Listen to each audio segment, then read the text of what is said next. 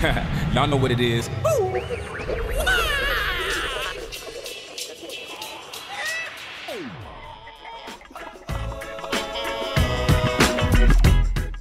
Hey everybody, welcome back to the show. Today's guest is Mark E. Green, author of Activators, a CEO's Guide to Clearer Thinking and Getting Things Done. Mark is a speaker, strategic advisor, and coach to CEOs and executive teams worldwide. He's addressed, coached, and advised thousands of business leaders, helping them unlock their potential and teaching them how to do the same for their teams. His integrity, direct style, and powerful intuition accelerate team performance, distribution of decision-making, productivity, revenue, and profitability. Mark's clients report significantly lower stress, reduced time consumed by business, and vastly improved quality of life. He's a core advisor to Gravitas Impact Premium Coaches and a mentor to coaches worldwide, an active contributor to programs and content for their global ecosystem. So without any further ado, allow me to introduce our guest, Mark Green. Hey, Mark. Hey, Ryan, Mike, great to be with you. Likewise. Thanks for making the time for us. Really glad to have you. So I guess let's just dive right into this. We're actually getting a little bit of a late start. So let's just start by starting at the beginning. So a lot of the guests that we have on this show, we typically like to sort of start with a little bit of backstory, who you are, where you come from, and what you're doing. Yeah, absolutely. So I grew up in Chappaqua, New York, about 55 minutes to the north of New York City. Very middle class. My dad was a solo practitioner podiatrist, and my mom was a school teacher, elementary school teacher. I'm the middle of three boys, and went to college in the Midwest, Washington University in St. Louis, and then had the opportunity to begin my career out in LA, working for a company that outsourced technology in the banking industry. And that was the first decade of my career was working for that company in LA, then in St. Louis, and then bouncing into New York. Not trying to date you, but how long ago was that? Well, let's see. I graduated college in 1988 and worked for this company until about 1998. Okay. Yeah. I'm just trying to figure out what kind of technology you were working with. It was mainframe, big iron computer technology that ran all kinds of bank accounts and general ledger and ATM machines and all that kind of stuff. Fun. Yeah. Well, I was more on the relationship side, but it was a great experience. It was a management training program right out of college. So they taught us how to program and then kind of moved us where we wanted to go in the business. So I was there till 1998, got laid off, which is a story I can unpack separately depending on which way the conversation goes, and used the next 3 years to really sort of figure out what I was interested in doing for the remainder of my career.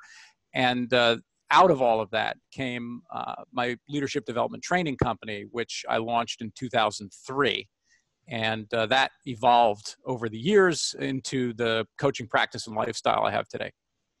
Yeah, no, that's really interesting, because basically I didn't go through the technological side as you did. I have sort of an art and design background, but nonetheless, I sort of was thrust into a position like that too, where I had begun life working for this agency. I actually relocated for them. And then after a few years' time was laid off and basically back out on my own, trying to figure out my way too. So it's really interesting, the similarities here. So yeah, why don't you take a minute and sort of unpack that? You said there's a little bit more to that story. Yeah, as I was preparing for the podcast, I was thinking about different gifts of learning that I received over the course of my journey, my life. And I like that you call them gifts. Yeah, and there's 6 of them that I noted. And again, we don't have to get to all of them, but this was certainly one of them, this layoff. And the layoff gave me the gift of choosing how I react to events. Okay. So I was working for this technology company, managing their outsourced relationship with a bank in New York City at the time. And I was in over my head. And I didn't really admit it to anybody, but I knew it. And I knew I wasn't doing a great job.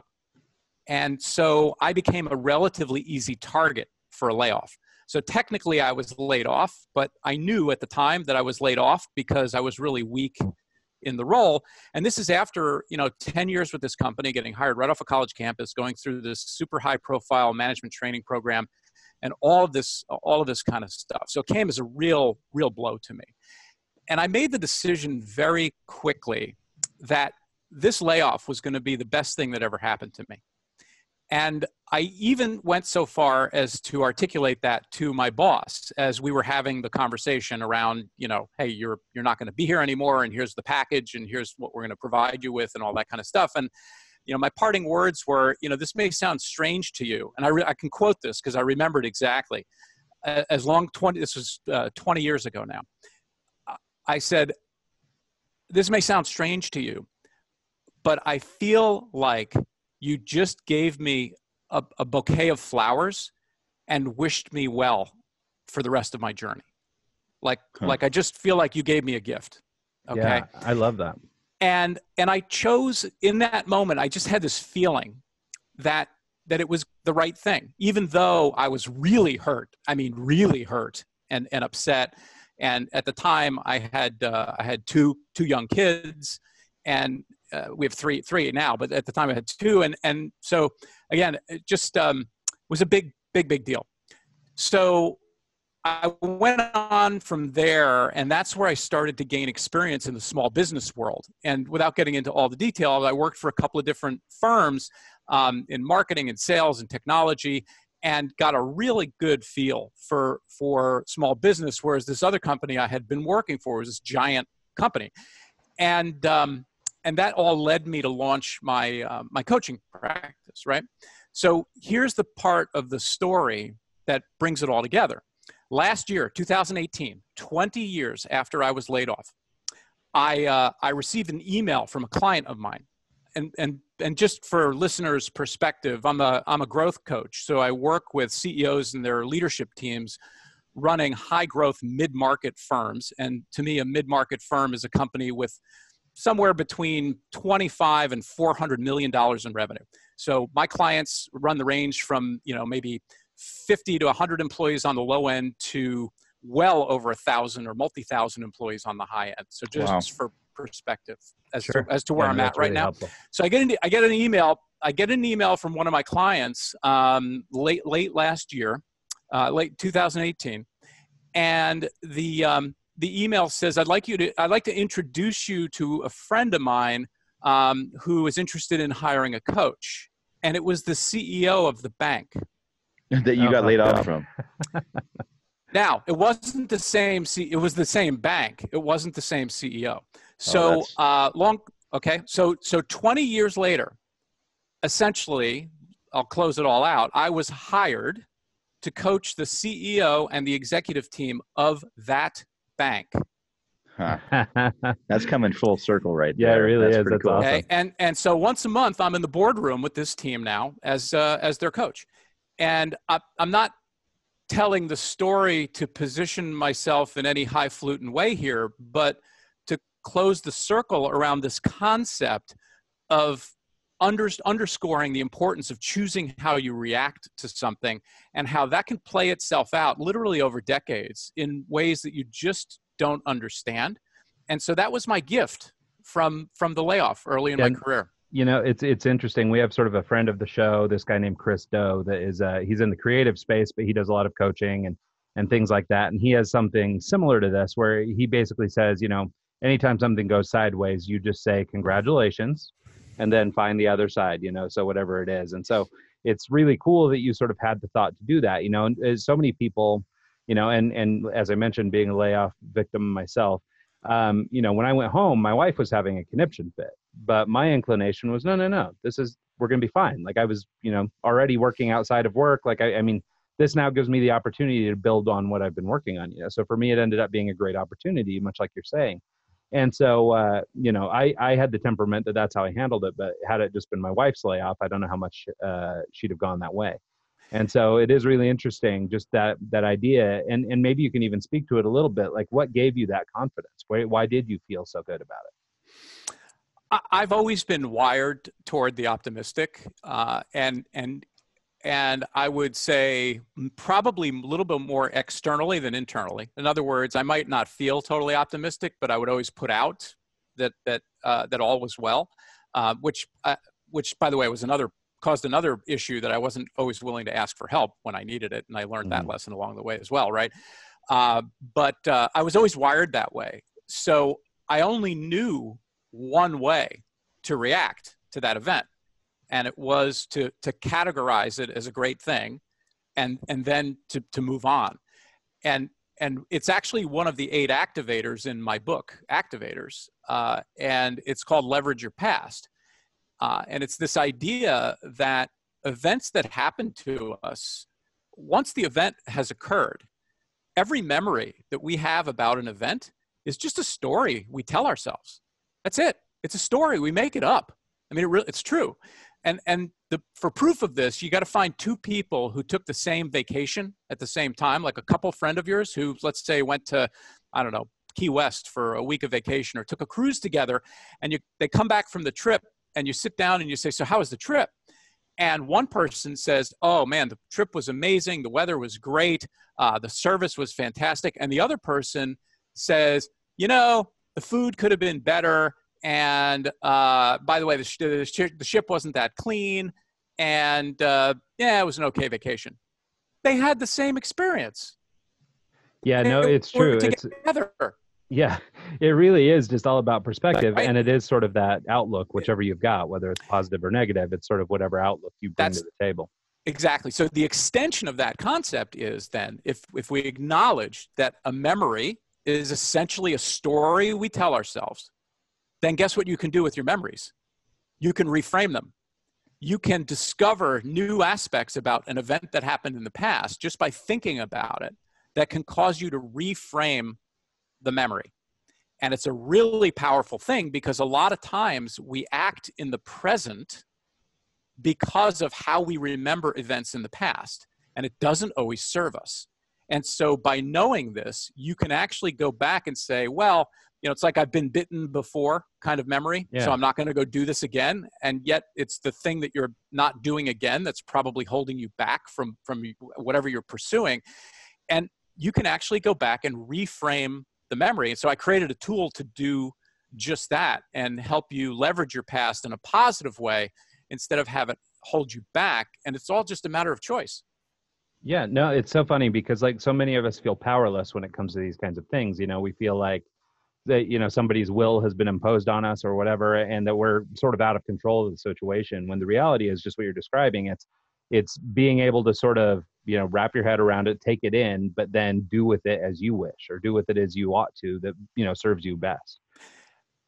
Yeah, and an extreme example of this is the college athlete, and there's many of them, so I won't name a name, but the college athlete who was traumatically injured and, let's say, wheelchair bound for the rest of their life in the sport. And this person goes around and they're the most radiant, happy person you've ever seen, and they look at their injury as like just a part of the gift of their life, right? And yeah, that's no, it's that. true. I mean, if that's not a choice, you tell me what is. Okay, and it's the exact same idea, because there's going to be another person who has the same kind of an injury, and it's effectively going to end their life, and that's their choice, right? But it's the same event. So this is a very powerful notion, and the way to start to unpack this in your mind is to slow yourself down and ask, what is it that was good that came from this event that I'm not thinking about right now? Let me just make a list of anything that was positive or good from this event, or let me make a list of anything I learned as a result of this event that's made me a better person. Okay? And if you ask questions like that, you're going to come up with a list of things that's going to start to shift how you frame the memory from this horrible thing into like, wow, I guess, yeah, it was bad at the time, but these things came of it. And that's a really, really important shift. So Malcolm Gladwell actually did a podcast. He has this podcast called Revisionist History. I don't know if you know who Malcolm Gladwell is. He's Of course. Okay.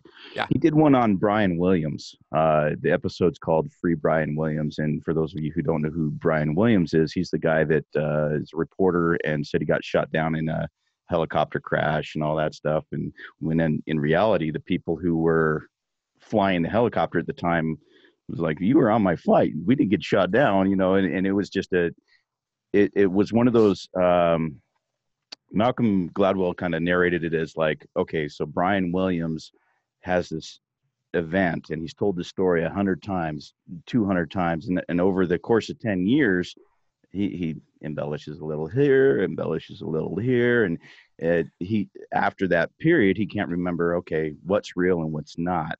And as he's telling the story, it comes out that his plane crashed. And just as you were talking about this and the frame of mind and how memories work and all that stuff, it brought this episode to my forefront, and I thought about it again. And Malcolm Gladwell is actually defending Brian Williams in this episode. So I would, if anyone's listening to this and is kind of interested in how memories work and how your perspective goes, I would strongly recommend checking out this episode. It's episode 4. It's called Free Brian Williams, and it goes really in depth on how our memories can kind of warp and change over time. And based on our point of view and what we're thinking at the time, you could honestly think that something like that could have happened to you. And I don't know, there's been times when I've kind of tried to relate a story that happened to me, and then I sit back and think, well, that didn't actually happen, or it's memories are weird. And I just would say, go back, listen to that episode, and just check it out. It's really good. Yes. Sorry about that. So I think the point you're trying to make, though, around this idea is that, basically things are more in our control than we think they are. Yeah. And so much of it has to do with our power to choose. And even sometimes when we feel like the power's been taken away from us, the reality is how we cope with whatever situation, good or bad or indifferent, is really our truth, I guess, to use sort of a modern term, this idea of our truth. Sure. It is. And the Brian Williams story is interesting because that's a case where he was actually telling a story. For most of us, we don't tell the story of our memories. We just hear the voice in our head tell us the story. And that starts to take us in the direction of, again, a lot of what prevents us from getting more of what we want. It's this notion that we tend to listen to the voice that's in our head. And we've got to be aware of that and realize that effectively, just like Brian Williams, we tell ourselves the story of our memory 1 billion times. It's just that we don't speak it to anybody, right? Sure. We just ruminate on it. We tell it ourselves over and over and over again. And then it gets changed and evolves over time. And unfortunately for most of us, usually that goes in one direction, which is the direction of negativity. Or getting worse, right? Rather than a direction of ruminating on something and then having it spiral up and getting much better. Well, it's almost like a self-fulfilling prophecy. If you're always negative, everything you do is going to be negative. And if that's what you're thinking, of course you're not going to succeed and get your goals done and the things you want to do. Yeah. So. You want a little life hack? I'll give your listeners a little life hack. When you're hanging out with somebody, and by the way, you shouldn't do this, but when you find yourself you shouldn't hang out with people like this habitually, but when you find yourself at a holiday party or at a bar or somewhere, and you're talking to somebody who's really negative, and they're just telling you like what a bad day they had or how bad something is, I always ask the question at an appropriate break in the conversation. I say, so what's the best thing that's happened to you this year? Like the best thing, absolutely best thing, or the best thing that's happened to you today or this week or this quarter or whatever. What is the best thing? And they go, And then they actually answer the question. And guess what happens? It's like all of a sudden they're in a different place. Well, yeah, it's the first time they've thought of that this year. Of course. And so it's, again, as the recipient of somebody else's negativity, you're still in control of how you react and what you can choose to do. And again, the full disclaimer, you shouldn't be hanging out with these people anyway. But we all end up in circumstances where, that's unavoidable from time to time. Yeah. Well, so I think let's kind of keep mining this path of communication or this part of conversation. So you mentioned that you had some other learnings. I actually want to sort of circle back to this. As I mentioned to you off the air before we got started, one of the things that's been coming up a lot in our life lately has been this idea of, we're constantly being spewed at by the Gary Vaynerchuks or the Tony Robbins of the world, and everybody's shouting at us all the things that we should do, but so many of us have trouble acting on it. And you happen to be a little bit of an expert in that field. So I want to sort of circle back around and get a few little actionable things out of you at the end. Sure. I think that little trick you just shared is awesome, by the way. But let's maybe, you had mentioned that you put together a few other learnings that sort of came from this experience of working through this career, being laid off, and sort of having to be in a position to find your own way again. Yeah, so I'll give you my second gift. Was from my grandpa Ben, my mom's father.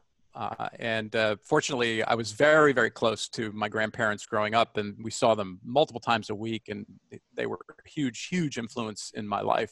And Grandpa Ben gave me the gift of accelerated success. And I actually tell this story in the book as well, and ended up building a tool around it because it's that important. It's an activator called Change Your Neighborhood. But the gift of accelerated success came from this episode. I was married for about 3 years. I was young, in my early to mid 20s, and I was ready to look for my first house with my wife at the time. And my grandfather pulled me aside and he said, "Mark, I have one piece of advice for you about buying a house." He said, "Whatever you do, don't buy the most expensive house in the neighborhood, because there's only one way over time that the other property values can affect your property value if you have the most expensive house in the neighborhood." And I kind of thought about it for a minute, and I thought, wow, okay, you know what? That actually makes sense to me. Great, check it off. And I went off on my way, and we bought our first home, and I took Grandpa Ben's advice, and it was great. It was about 10 years later, in a professional setting. I had started my leadership development training company, and I was a part of a national network of trainers. And we met every 6 months for our own development work. We would have these meetings, actually every quarter. Sorry, we went 4 times a year for our own development and training. And I realized one day that I had become the most expensive house in my professional neighborhood. Huh. And that Grandpa Ben was not giving me real estate advice. He was giving me life advice. Because when you are helping others around you, which by the way is a great thing, it's a virtue, but it's because there's no one else around you who's better or more sophisticated or at the next level than you are, then that can only affect your own trajectory in one direction, right? And so it's this idea, the gift of accelerated success, created the concept of the Change Your Neighborhood tool in activators, which is this idea that you should always be looking to upgrade the level of people who are around you in such a way that it makes you uncomfortable. And I even characterize it, I go so far as to characterize it that you're hanging around with the right people when more than occasionally you're putting your ego at risk by being in the room. They're that good. Yeah. They are that good. And we get into these comfort zone networks, where we've been with this group of people for a long time. Could be socially, could be professionally. Professionally, a lot of business owners participate in peer groups or these other groups where they have a forum and they get together periodically and they help each other out. Mastermind groups is another name for this or label for this. And we get comfortable in those groups. And what I have found, especially in my own experience, but also in watching my clients, that we tend not to extricate ourselves from those groups. We just stay there and stay there and stay there. And everybody's kind of at the same place. And what really needs to happen is you need to get out of that and go up and find yourself another group or much more sophisticated people to be around, because that's going to impel you to further success. That makes sense. Yeah, no, I think that's a great idea. Do you have any, just sort of keeping to the spirit of action or being able to take action on something like this? Like, how do you find people that maybe are outside of your, I don't want to call it a class, but, sort of outside of your circle, like, to the point you're trying to make, I belong to several different networking groups, and, in these groups, it's typically speaking the same 10 or 12 guys, and it's, they show up every week and we're all good and reliable and we all know each other when we see each other, but like not a lot of action coming out of that crowd, right? We don't each level up. Everybody kind of does their own thing and then we come back and report. But that's kind of the extent of it. We're supposed to be networking. We're supposed to be building new relationships, but nothing really moves. The problem with a lot of those networking groups is you go to them and everyone's looking out for number one instead of trying to help the person across the table from them. And that, to me, I went to a few of them and I just stopped going because I was like, you know, what's the benefit for me if I'm consistently trying to help people and no one's returning the favor? So yeah. So Mark, maybe to bring it back to you, you know, like, are there suggestions for how do you identify these kind of people? Where do you find them? You know, I mean, like, I've met a number of people, especially like through this show and everything. We meet a lot of CEOs and startup founders and things like that. And then when you meet them, you find out they're not necessarily all that much better than you. You know, you're busy putting them on this platform because they're this high-powered CEO or whatever. Guess how they put their pants on every morning? Yeah, right. Yeah, so, just like you. with help from Ryan. That's right. I'm always there to help. So, you know, you got to be careful when you talk about networking groups or groups, because there's different purposes to different groups. And in a networking group, the purpose of the group is to exchange leads. Okay. In the kind of group I'm talking about, which is a peer forum, the purpose of the group is to help each other get better as a leader in your business. Okay. It's not about exchanging leads or that kind of a thing. Although even in a lead exchange group, the same thing is true. You want to find ways to elevate yourself over time. So what I would suggest around that is you got to think not marginally bigger, but exponentially bigger. Okay. So in other words, it's not like, okay, what's the next level of person that I should meet to help me learn and grow or get leads for my business or whatever. The question is, who are the 10 people in the world or in my country or in my state or in the region of the country that I'm in, that if I could wave a magic wand, I would want to learn from or would want to have a relationship with? That's what I'm talking about. Okay. Because again, you got to put your ego at risk. And if you're not putting your ego at risk, it's not going to pay off the way it should. I'll tell you a story. Are you or your listeners familiar with who Marshall Goldsmith is? No, I don't know. Familiar, okay. But so Marshall Goldsmith is like an Uber coach to Fortune 100 CEOs. He's a unbelievably celebrated author.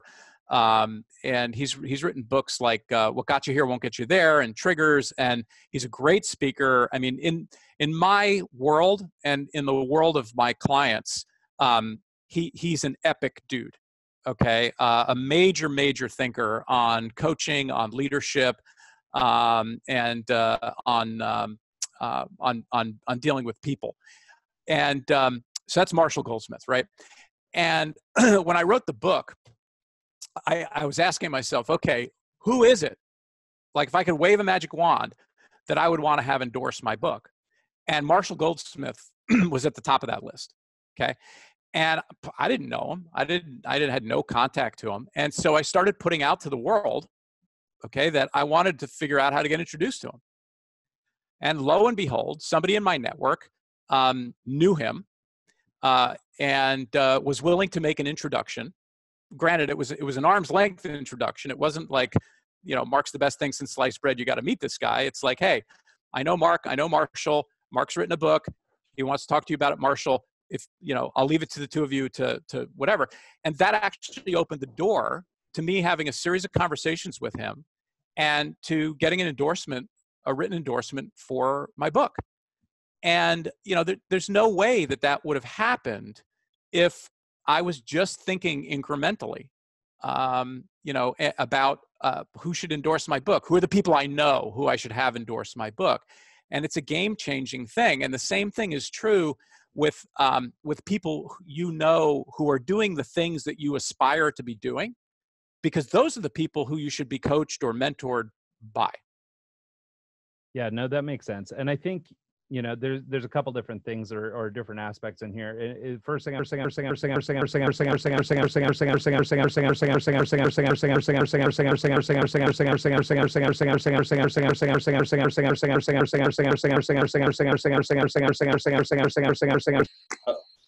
happened? Uh-oh, we lost everything. I'm still here. Okay, you're still here. Can you hear us? I can hear you. I don't have video. Okay. I think we're still going. Actually, we can probably keep recording. Well, your audio is coming from the computer. The sound card switched. So, got it. I can edit this out. Okay. Yeah. Hang Hang on with 1 second. I know. What can I take off of here? Okay. Sorry about this. Is that the shitty interview alarm? I don't know what it is. I think it was a USB bus overloaded. Now you're back. You guys are back now, video wise. Now what's going on with the audio? Is that because I go into your sound card and put your settings back on? Yeah, because Zoom didn't give up on us this time. This time it was computer error. Yeah. Okay. Why am I not seeing the sound card? The sound card breaking. It shouldn't have. It's not popping up on the list. Hey, as long as all this is getting edited out, are we doing all right? Yeah, we're doing fantastic. All right, good. All right, there's the sound card is back, and there's the sound card again. All right, cool. Can you still hear us? You're good. All right, we're going. All right. All right, so I will just try and get back into the conversation I was going on. I felt like I was on a roll. It was taken from me. So anyway, so as you were saying, I think there's a couple different aspects of it I'd like to sort of unpack. And one of these is this idea of intention, that you're going after something with purpose. This is something I think a lot of people, I think subconsciously, or when you're told that this is what you should do, people go, oh, okay, yeah, that makes perfect sense. I should do that. But this is maybe one of those things, or one of those blockers that you sort of describe in your book and in other places, that is really difficult for people to sort of act on. And so I wonder if you can talk about that. And two, and sort of around that idea is, I suspect that there's a little bit of maybe it's kind of like an imposter syndrome or something. Like for a lot of times, like if I wanted to meet Mark Cuban, like it probably wouldn't even register with me that Mark Cuban's the guy I should email. You know what I mean? Like he would be so out of my range, or so out of my whatever, that I don't even know that it would occur to me to reach out to them. And so I think there's, one sort of segment to dig into a little bit, if you don't mind. Do you want to meet him, by the way? Of course. Yeah, is he in your network? I'd be stoked to meet him. I'd fly out for that. I actually have a client that has the ability to be in touch with him, just as an aside. Cool. And I've met him. I've met him, by the way. So see, you got to put it out to the world, man. We just did, and it came right back at us. So maybe before I have you go, and maybe this, before we go deep on that subject, maybe this is the other thing I'll suggest. So I commonly say this, and I don't know what this is, but I wouldn't consider myself particularly spiritual. But one thing I will say that has been a certainty in my life, and over, as a designer and throughout my career, anytime I've needed work, if I just sort of almost just say it out loud, just sort of like you're saying, put it out into the universe that, God, we really need a project, I got to get some income coming, whatever, like something always kind of manifests. Now, I assume that, if you're a scientist and you're breaking this down, there's some mental decision that's being made that I need to do this, and I'm taking steps to achieve it. But it seems to come as if by magic through just that intention. And so I wondered if you could maybe dig in on that a little bit and talk about how that relates to this subject. Yeah, so there's some really interesting scientific research, social science research around the notion of what we focus on, what we pay attention to, tends to grow in importance to us. Okay, and the classic example is when a friend of yours says, hey, you know what? I am in the market for a red convertible. I'm going to go buy a red convertible. And what's going to happen to you over the course of the next week? Yeah. No, I'm going through that right now. I'm seeing more Volvos than I've ever. Well, there you go. So you're going to see a zillion red convertibles, and you think to yourself at some level, like, wow, did I manifest all of these red convertibles? Like they just they're just coming at me, right? And of course the answer is you didn't. But what's happened is you've created focus, which is increasing the importance to you of noticing the things that are aligned with that focus. And by the way, all this happens unconsciously. Okay, so it's not like you're actually aware of this, and so that's where this idea that if you start putting out into the world this thing that, hey, I'm ready for a client. I need a client. I'm going to have an opening in my portfolio in the next 2 months, and I'm ready to fill it. What that's going to do without you realizing it is impel your unconscious to serve you by starting to notice things that you can act on or do that are aligned with that intention without you even realizing it. Which, and by the way, the flip side of this, and the real issue here is, let's say you've got a different belief system, and the thought is, well, it's going to take me forever to get my next client. Self-fulfilling prophecy. Yeah. So guess what you're going to start paying attention to unconsciously? You're going to start paying attention to all the things that are delaying your ability to get a client. Okay. Yeah, no, that makes sense. I've been been there. And then that becomes the self-fulfilling prophecy. And so this isn't like woo-woo secret, stuff. It's actually pretty easy to understand mechanisms of the way our brains operate. But when you gain this insight that what we focus on grows in importance to us, it brings us back to why it's so darn important to focus on the right things. And that brings us back to things like purposefulness, or having clear goals, or having a great attitude about things, or choosing how you react to things. And the list goes on and on and on, because what we're doing is we're then priming our unconscious to serve us by elevating the importance of those things.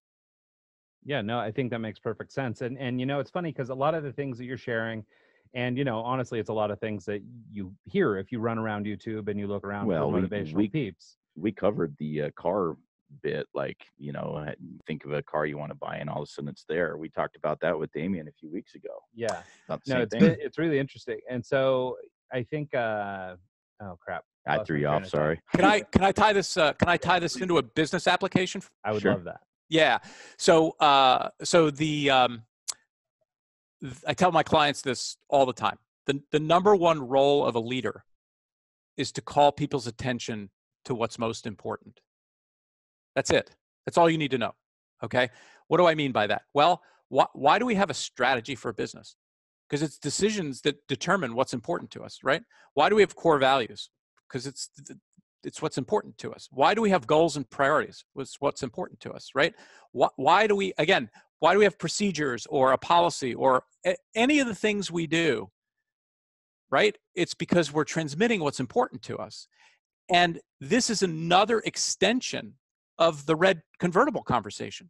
Because if, as a leader, I am very, very good at communicating what's important to me in the form of strategy, clear objectives, clear values for the organization, like all of these things that are crystal clear, it's priming everybody in my organization to unconsciously be on the lookout for those things and to be acting in accordance with those things. So how do you, as a, as someone as a leadership role, define what's important for the business? Is it all based off of, spreadsheets and data and then try and hone in on that? Or is it just gut feelings and kind of, especially in the early days, I bet there's not a lot of data to kind of go off of to, we need to change this.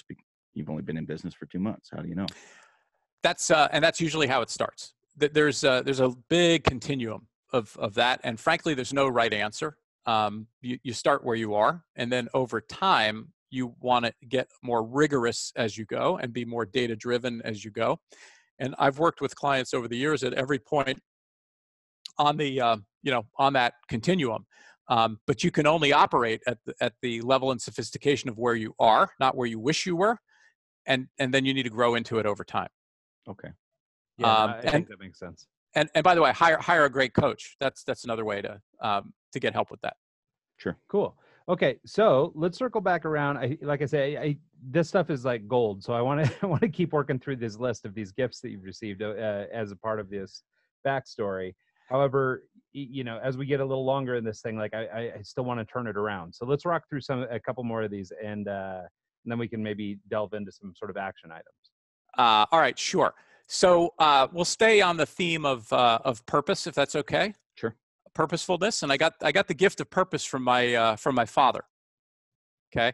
Unfortunately, posthumously, but I did. So my dad passed away in October of 2000, and we on the day of his funeral, we were in the house with my mom and my brothers and all of our family and friends, and we had this giant spread of food, and it was after the funeral, and everybody was kind of talking and remembering and all of that. And and he, by the way, he died suddenly, so it was unexpected. And I was standing with a small group of my friends near the front door of my parents' house, and one of them asked me. He said, "Mark, what was your dad really like?"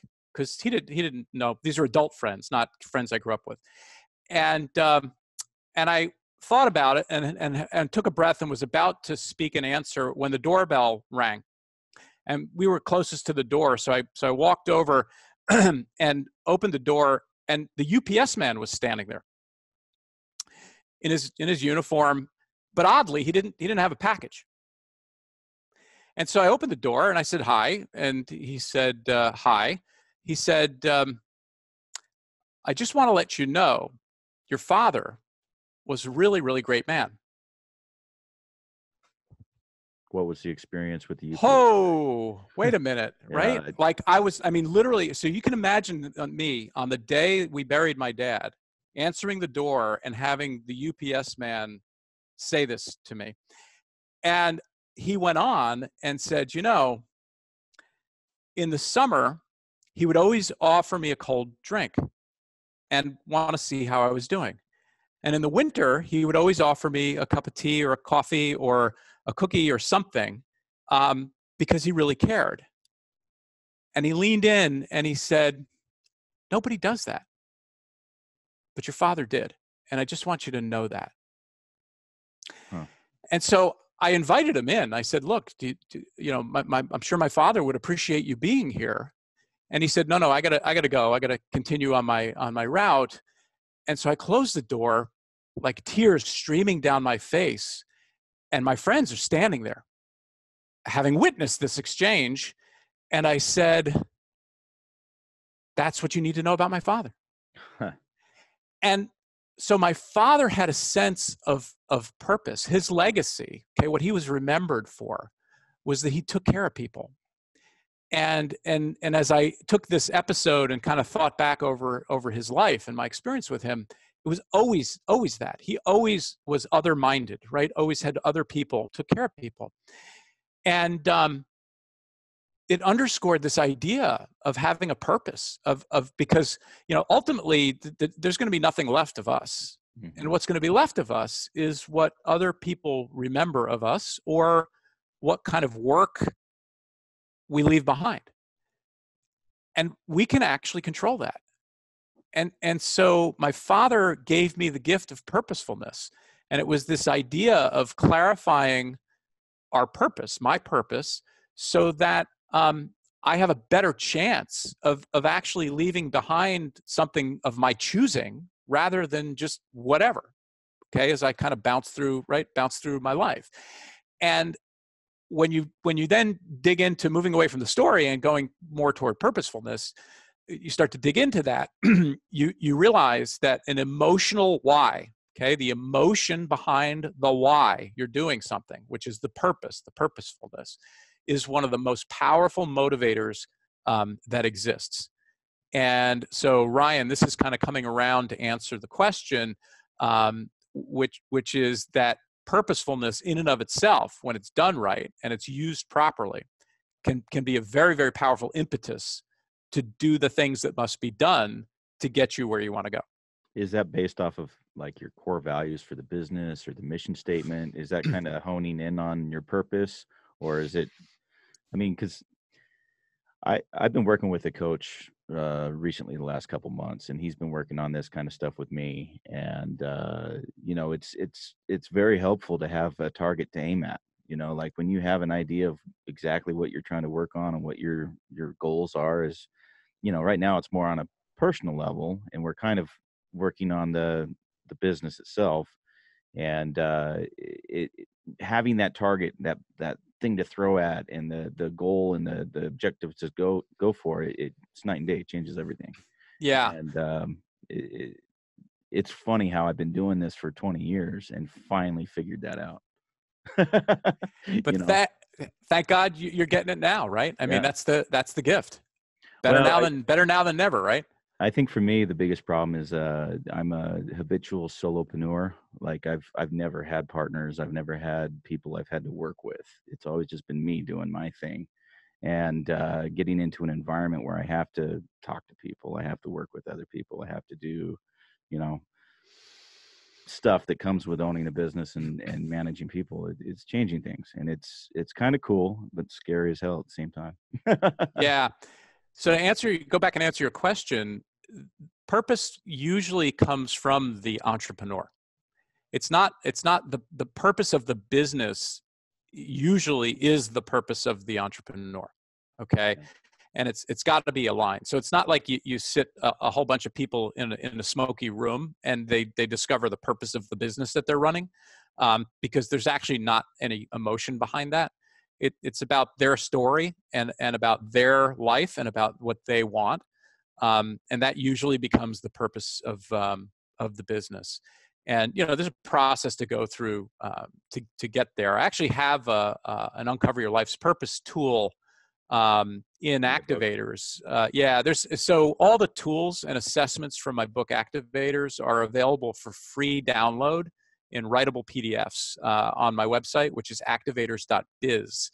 And so like the Change Your Neighborhood tool, the Leverage Your Past tool, the Life's Purpose tool, the things we're talking about here, these tools are actually available for free download on the website. Of course, I'd love you to buy the book, which you should do, or get the Audible version and listen to me. Listen to me. It's Amazon. The whole 9 yards. Kindle, a soft cover, and Audible. Yeah. Can we kind of break that down? Writing the book, what made you decide to do it? How long it took? Have you written any other books? Because we've talked to a few people who've written books, and their processes are all different. Like some people talk into their phone and have it kind of transcribe it for them. Some people don't, and they just type it all out. How was your process? Yeah. So let me answer this question, and then we're going to go back to Ryan, because I want to make sure I give him what he's looking for. And I got it. I got it ready. I'm sorry. I'm sorry. Chopped liver over here. Yeah, that's all right. So Activators. So I resisted writing a book for a long time. I had people whispering in my ear for years, "When are you going to write a book? You should write a book. You should write a book." And the problem I had with that was I was witnessing a lot of people I knew who were writing books that was sort of their regurgitation of somebody else's stuff. Yep. Okay. It wasn't additive to the dialogue. It wasn't different, and it wasn't additive to the dialogue. And I was bound and determined to not do that. And that's why I resisted, because I felt like I didn't have anything new to say. And it was about 2.5 years ago, actually maybe 3 years ago now, that the light bulb finally went off. And I realized the idea of the inception of Activators, right? Which is, why is it that even though we know what to do and how to do it generally, we still just don't get it done? Okay. And I see this happening in leadership and business, like with people in their personal life, like everywhere. And it's the thing. And I knew that I had elements to the answers, and I also knew there was a lot of research to support it. And that's what kind of opened up the idea of the project for this book. And it turned out there really wasn't a lot out there that wasn't an academic work. There wasn't a lot out there that was practical, like with tools, like something you could actually do with this on this topic. And so that's where I kind of greenlighted the idea. The way I went about it was to work with a writing partner. And ironically, I'm actually a pretty good writer, but the problem is I'm not very disciplined at it, and I'm a much better speaker, train of thought speaker. Okay, and so I found a writing partner, and the way we work is I frame up the chapter and do my research and all that kind of stuff, and she and I have a phone call, which she records. And I basically kind of speak through the main points of the chapter. I'm not actually narrating it. I'm just kind of giving her the framework, the very, very detailed framework, the story I want to tell, the piece of research to pull in here, the thing there. And she's just amazing at turning it into a written work, which I then subject to moderate editing. And then we kind of go back and forth, and the process worked really, really well for me. So that was the process for Activators. I'm actually working. So this was my first book. I'm actually working on a project right now that unfortunately I'm not at liberty to talk about. that is on the topic of accountability that is also going to be a published work at some point, hopefully before the end of this year, as a matter of fact. Oh, that's awesome. Yeah, I have to have you back on when it comes up. Well, cool. So I think that all the stuff that you're talking about, even just describing the process of the book, really, I mean, having this little bit of backstory through these gifts sort of helps explain, why you were where you were when it was time to write the book, and how you were, I mean, just being deliberate about, making sure you're being additive and stuff like that. Like, so many people don't have that check or balance in their system. But by my count, I think we're at about 4 gifts so far, and I believe there's a couple more that we could get into real quick. We've got time. Sure. All right. I'll tell you a funny one. And by the way, this story has never made the light of day before. So this is the debut. This is the debut of the story, and it's thanks to you guys, because you forced me to think about these gifts in advance, right? So my mom, who's now 80, I'm going to get this wrong. She's 86, I think. Doing well. She gave me the gift of curiosity. And when we were little kids, she was a school teacher. And so that was how she was wired. And when we were little kids, she used to cultivate all these experiences for us just because they were interesting. Like, I remember once so the city of White Plains is a small city that's about 15 or 20 minutes from where I grew up. And when I was a really, really little kid, I remember once we went with my mom to White Plains because she had read in the newspaper that on that particular morning, they were going to be hoisting a giant air conditioning unit by crane up to the top of a newly built building. And she just brought us down to watch it. For no reason other than it's interesting and it's not something you would normally see, right? So there was always curiosity. She was always taking us to shows and to things. And so the funny story, the funny story is, so when Saturday Night, this is really going to date me, by the way. So when Saturday Night Fever came out, think like mid 1970s, John Travolta, right? I was probably 11 years old, and my older brother Ron was probably 14. My mother decided that she heard that the movie has really good music and really good dancing. Now, mind you, this was an R-rated movie in the mid-70s, okay? And so she decided to take my brother Ron and I to the movie, and left my younger brother Eric home with my father because he was too little anyway, right? So here I am, sitting. My mom is sitting in between my brother and I. We're watching Saturday Night Fever. I'm 11. The movie has some scenes where, there's women in a strip club dancing on a thing, and topless, and it's an R-rated movie, right? Yeah, it's not a big deal, right? It's not a big deal now, but in the mid 70s to an 11-year-old, right? Yeah. It was like, so of course.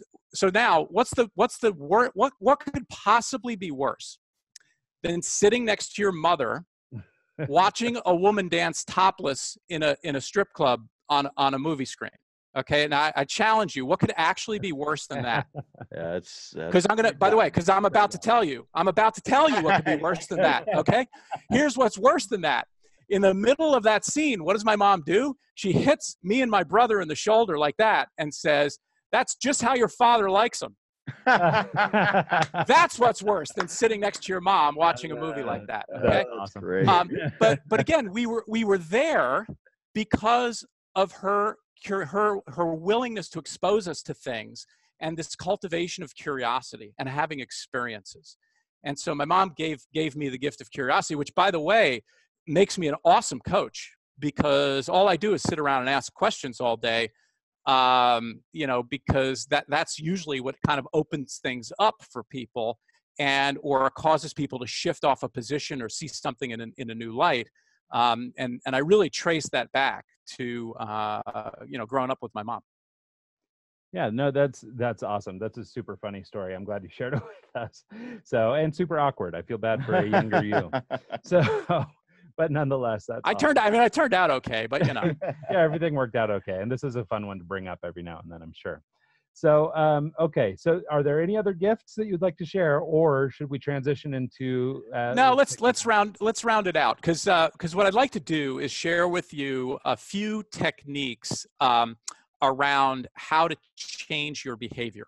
Okay. Because this is really the gist, I think, Ryan, of what you were asking. Well, that would be great, because I am notoriously sticky and I have a really hard time pivoting, you know. And it's funny because, like, the common thread in a lot of these things that you're bringing up, I mean, a lot of these aren't, you know, I mean, these aren't, you know, something that you've solved by way of a, you know, writing a thesis or becoming a doctor or whatever. Like, I mean, these are common, like, human experiences, these ideas. And, you know, we're being shouted at, you know, I pick on Gary Vaynerchuk a lot, but I mean, we're constantly being yelled at because of, you know, everybody with a YouTube channel these days has got a motivational story they're trying to share.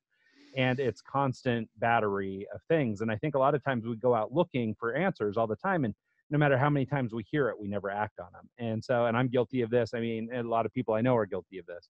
And it's also, you know, a tool or a thing that I'm trying to overcome myself just personally in different projects that I'm working on, you know, being able to hear instruction and then move on that instruction. Because I think that there's some sort of invisible barrier or some sort of trepidation or something that keeps us from hearing something, then doing something if we've never done that before. You know, like, we just don't have the experience of walking that path.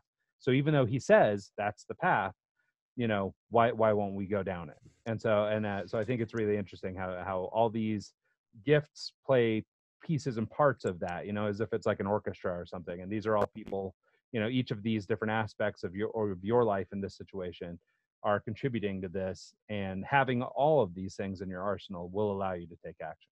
Yeah. So you just tripped over a coachable moment. If I can bring you back and ask a question, you said we're looking for the answers, right? And my question is, where do we tend to look for the answers? Well, it seems to be YouTube these days, but it's always elsewhere. It's never inside. Yeah. It's always there elsewhere. you go. And where should we be looking for the answers? And the answer is in the mirror, right? And so it's that's the fallacy of all the stuff that's going on out there. Because, and again, it's why I wrote this book, because we know what to do. We know what to do. I mean, I do this with when I speak to a room full of CEOs. I'll play this out for them, and I'll say, I'll pick somebody up in the front row, and I'll say, hey, look, if I told you that in 24 hours, tomorrow morning, you need to give a half an hour presentation on how to create an awesome strategy for your business. And I told you that in the next 24 hours, you could use any resource at your disposal. You could use the internet, you could call people on the phone, anybody you know, any book you can access, like whatever. And all you need to do is teach how to do great strategy in 24 hours for 30 minutes to a room full of CEOs. How do you think you would do with that? And the answer is always, oh, I could totally do that, right? And of course, that's the moment that I sort of virtually grab them by the collar and shake them and say, well, then how come you don't have a strategy in your business, right? And it's like, it's because it's all there, it's not here, okay? And so as we get into this behavior change stuff, it's really important to acknowledge that looking for the answer out there is a fool's errand. It is a fool's errand. You already know everything you need to know. You got to look in here, and you got to become a student of how your mind works and how we behave as humans, okay? Because that's ultimately the key to getting rid of anything that's in your way. That's the thing. So let's talk about behavior change here a little bit. There's two ways to change your behavior. You can think your way into being, or you can be your way into thinking. Now, let's start with think your way into being. You've heard, I'm sure, of affirmation, right? Or positive thought, you repeat to yourself, right? So this is this idea that, you know, if I think enough of the right things, repeated over time, I will then embody those things and be able to do the behaviors that are associated with those things, right? That's kind of the think your way into being mode of behavior change. So there's good news and there's bad news. The good news is it actually will work, okay? It actually will work. The bad news is it takes a lot of energy, a lot of discipline, and a lot of time for it to actually work. Okay, which brings us to mode number 2, be your way into thinking. The good folks at Nike, loud and proud there, Ryan, on your shirt. Represent. So there you go. The good folks at Nike say, just do it, right? And that's what be your way into thinking is. It's this idea that if you just do the behavior, okay, and you do it repeatedly over time you will come to think in the way that you need to think. That will then make that sustainable. Now, for those of you playing along at home, you might be the little voice in your head. Remember, the voice is probably saying, "Whoa, whoa, whoa, whoa, whoa! What if I don't know how to do the thing? What if I'm like really intimidated or scared by the thing? What if like da da da da?" I'm not saying it's easy. Okay, I'm not saying it's easy, but if you do the thing and you screw it up, and then you do the thing again, and you screw it up, and you do the thing again, and you screw it up a little less, and you do the thing again, and you screw it up a little less, you start to get into a mode of accelerated learning. This gets to, again, what happens inside. It's accelerated learning, and you will very rapidly get over the curve and then adopt the mindset because you will have been successful at doing that thing. The other benefit of this process is you actually get results a lot sooner because you're not waiting months for some magic moment to occur when you can pick up the phone, okay, and ask for Mark Cuban, but rather you start picking up the phone today, okay, and you start that process today. And so it's a very, very important thing. And so then the question is, all right, well, so how do I start to be my way into thinking? The easiest way is you find somebody who does what you want to do. Find somebody who does what you want to do. So if you know somebody who, let's say you want to get better at cold calling and sales. It's a great example, okay? Great. Go find the person you know who's the best at cold calling and sales, whoever that is. I don't care, okay? And sit down and talk to them and say, when you cold call, tell me, what do you actually do? What's the behavior that you do? Tell me step by step how you make a cold call. What do you do? And then tell me, before you start cold calling, what's on your mind? What are you actually thinking about? When you're dialing the number, what do you think about then? And when the phone is ringing, what's in your mind that you're thinking about? And while you're on the phone with somebody, what do you think? And when you get rejected, what do you think about? Okay, and then what do you do next? Okay, and if you really get the information of how an expert handles themselves in the behavior, and again, it's not just well, of course, I dial the phone, that's the behavior, and then I read my script, that's what I do. That's not the answer. The answer is what's going on inside that's going to give me the insight into how a great cold caller thinks, not what they do. Okay, you need the do, but you need the think too, right? And sure. That's the most straightforward way to then roll up your sleeves and actually start doing the behavior. And if you think about it, how did you learn how to ride a bike? You did it. You didn't write affirmation cards and sit around for 6 months and say, I'm on a two-wheeler. I can be on a two-wheeler. I was going to say, in my defense, I did try that. It wasn't effective. Eventually, there you go. I had to do it the other way. There you go. So be your way into thinking is a great behavioral technique that just sort of dispenses with all the BS and gives you a very straight path. And again, we're relying on the knowledge of an expert. Kind of sounds like Change Your Neighborhood a little bit, right? Because that pattern is in this conversation here, that the same old people don't necessarily get you different results. So the other behavior change technique I want to share with you is this. There was a study done in Germany in 2001 where there was a group of people who were in a drug rehab facility, and they were getting ready to graduate the facility and go get jobs, okay, productive jobs in society. And the researchers came in on the day that they were supposed to write their resumes as part of the drug rehab program to get ready to get jobs. And they took the patients in the rehab and they divided them into two groups. One group, they said, look, you got to get your resumes done and turned in by the end of the day today. The other group, they said, what we want you to do is take this piece of paper and write down on the piece of paper, when I finish my lunch today, then I will work on my resume. And by the way, we want you to get your resumes in by the end of the day today. That's it. That was the only difference, okay? They wrote down, when I finish my lunch today, then I'm going to work on my resume, okay? Here's the amazing thing. 0%, 0% of group number one handed in their resumes at the end of the day. That's probably not a big surprise, right? Sure. Okay. Would you like to hazard a guess as to what percent of group number two handed in their resumes? I'd say above 80. 80, exactly. 80. Now, by the way, the only change was giving them a time frame to go off of, right? Was saying no, hey, having them write down what's called an if, when, then statement, and that's the hack. But the amazing 80 is remarkable. Yeah, it's not like going from 0 to 40%, which would have been impressive, or 0 to 60%, which would have been really impressive. 0 to 80%? Are you kidding me? That's astoundingly impressive. By changing one thing. Yeah, astoundingly impressive. And so the insight here is this construct of if, when, then. And, Ryan, it gets back to this idea of intentions, creating an intention for something, okay? And the if, when, then statement is very, very powerful because it is us making a commitment to ourselves in writing, okay? So, for example, let's bring this into day-to-day life. You're on a diet, you want to lose weight, you're going out to a nice dinner, you're bound and determined not to order dessert, but every time you go to a restaurant, you always order dessert, okay? And so what do? You write an if, when, then statement that says, when the waiter asks if I would like dessert, I will reply no and ask for a cup of coffee.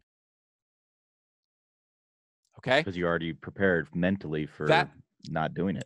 And again, what that does is none of these things are foolproof, but if you look at the data, it stacks the deck in favor of you then choosing to behave consistently with your commitment to yourself.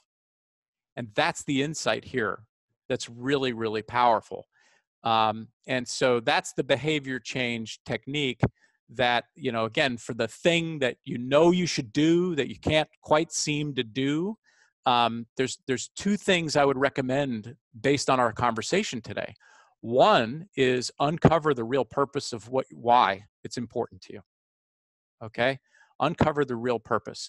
My wife and I about 3 years ago, actually just over 4 years ago now. Actually, wow, almost 5 years ago, decided we were going to completely change our lifestyle. We were both not in great shape. We were both a little bit overweight, actually quite a bit overweight.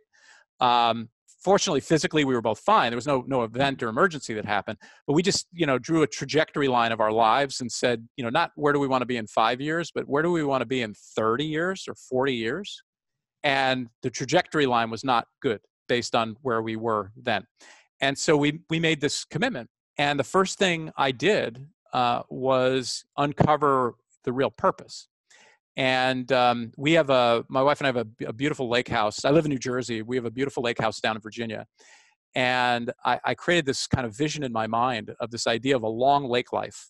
Okay, this idea that we want to be healthy and vital and happy and active for like a long frickin' time together. Okay, and I kind of branded that the long lake life, LLL, right? Mm-hmm. And that became my purpose. Like that was the purpose, not my life's purpose, but the purpose of my physical transformation. Okay. And that was super, super powerful. So if you want to change something that's hard, first define the real emotional why. Okay. Not like, oh, I have to do this because the doctor said I have to do this, or I should lose weight. That's why. There's no emotion there, right? It's got to make your skin tingle. You got to get goosebumps, right? Get the hair on the back of your neck standing up, or it makes you want to cry. Like this long lake life concept for me used to make me almost cry. Okay, it was that powerful for me. And then use a technique like an if, when, then statement, okay, to actually start the process of, in small steps, changing some of your behaviors. And start small. Don't start big. Mm-hmm. It's micro goals. Okay. Because what will happen is you will build momentum and then be able to take bigger chunks as you go from there. And so, Ryan, I hope this is addressing your question in terms of putting a couple of pieces together from the conversation today into a very clear, here are two things that you can do in combination that can have a powerful effect on helping you do the thing that you know you should do, but you're just not doing it. Yeah, no, I think that was really great, and put a nice little bow on this whole thing because, like I said, I mean, personally, and trying to develop my business, I had come off a more recent layoff off of a large consulting gig, and basically was put back into a situation where my wife said, basically, you have to make this business work. We're tired of being at the whim of every ad agency, so you're not going back to work for them. You have to make this work. And that pushed me into a trajectory that sort of changed the way that I do business now, and the way that I think, and the way that I communicate, and all these different things. And we're still working on it. We're fixing a lot of sins of the past, but we're working through it. And so as I'm doing this, looking outward, because what would I know? I'm too insecure to believe that I have it inside. So I go looking to everybody else. But the common thing that I discovered is that here's everybody barking at me all this stuff. They have the whole internet worth of wisdom at our fingertips, and I can't seem to turn that into anything. Like I mean, no matter what people are saying, and to your point, well, and even to what I was saying earlier about sort of just putting ideas out into the universe and then things manifest, which we sort of have talked about as more to do with focus than anything. I mean, that wasn't some technique I pulled off the internet. I mean, that, this idea that, just sort of say out loud you need work and let people know that you want to work is like kind of enough. But I just knew to do that intrinsically. I didn't need to go seek that out. Tony Robbins didn't give me that nugget.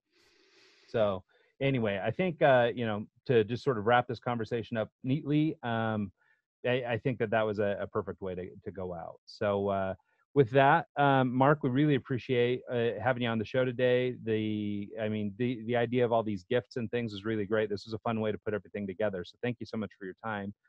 Sorry for the technical faux pas, but nonetheless, we appreciate your time. Thanks so much. Yeah, really, I really appreciated the conversation, and it's kind of like driving home a lot of the things I've already kind of learned, and hearing that second input, not from the guy I've been talking with already, just from another person, and you're kind of like, yeah, he knows what he's talking about. Okay, cool. Yeah, that little bit of affirmation is always helpful. That's great. Hey, would you mind if I plugged the book really fast and told your listeners where they could find me? Yeah, absolutely. Where can people find you? So the book is called Activators, a CEO's Guide to Clearer Thinking and Getting Things Done. As we mentioned, it's on softcover on Amazon, Kindle, and Audible as well. And you can find me on LinkedIn at Coach Mark Green.